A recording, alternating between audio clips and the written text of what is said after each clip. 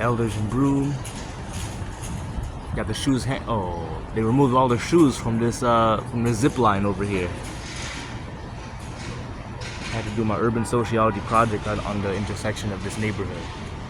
Got the birds feeding. The general morning in the Lower East Side. How you doing? Good morning. You voted yet? Yeah. Oh, okay. Yeah, I'm campaigning for Eric Yu. He's the guy, yeah, for city council. Okay, good morning, everybody. Morning in the Lower East Side. Hope everybody's doing good. You can see by my pin, this is a pin for Eric Yu for city council. So yeah, I was walking down the area, just meeting some of my neighbors. Right down in Eldridge, and right near Allen, and just talking to them about still the main issues that matter to them. And as election day is approaching very closely, we only have 3 more days left of early voting, and then election day is gonna come.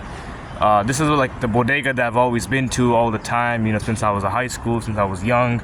Always been to this one. It's the one bodega that has never changed. The Chinese Hispanic grocery was the OG of this entire Lower East Side, I could say. There may be one bodega in Loisaida, which is on the northern East Village side, when you go past Houston, you go past Delancey.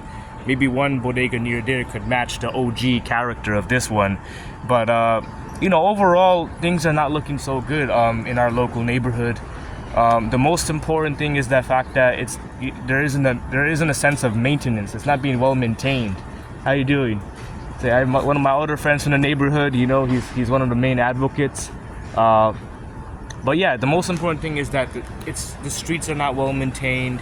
The basic services going to people on the ground are not feeling like things have really changed fundamentally for them for the better. We've had a councilman. We've had a city councilman, Chris Marte, who I had the privilege of working for back in 2021, helped him out nearly in every street corner, going all the way out, telling every friend I knew, every family member I knew and who still lived here after pandemic to go for Chris back then. And then 2023, I believe that our community gave him the benefit of the doubt. And he got another 2 years, and now we're in 2025. And what has really changed fundamentally? What has really been changing? If you look down there, right by Allen, you see that hotel over there? Right by Allen, there's that hotel, and then there's Orchard Street.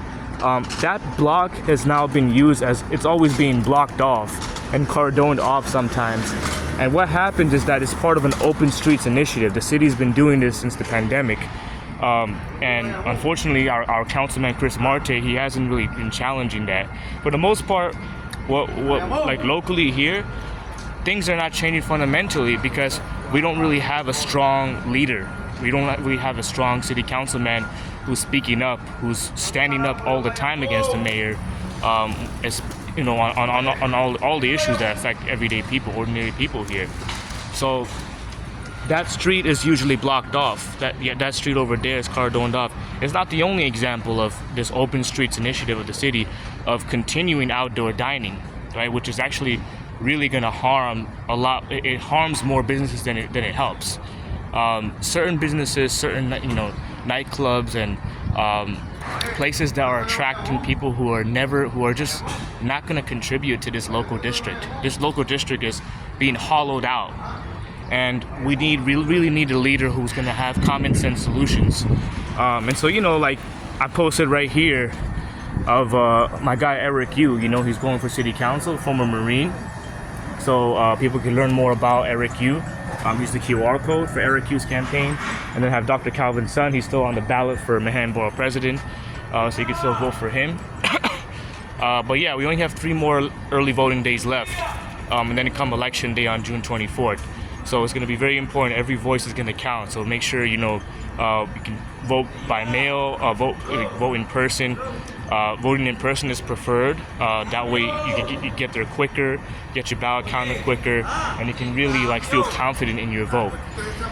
So try to make sure it's going to be over 100 degrees on election day. So try to be there before election day, and this way Your vote counts. All right, guys.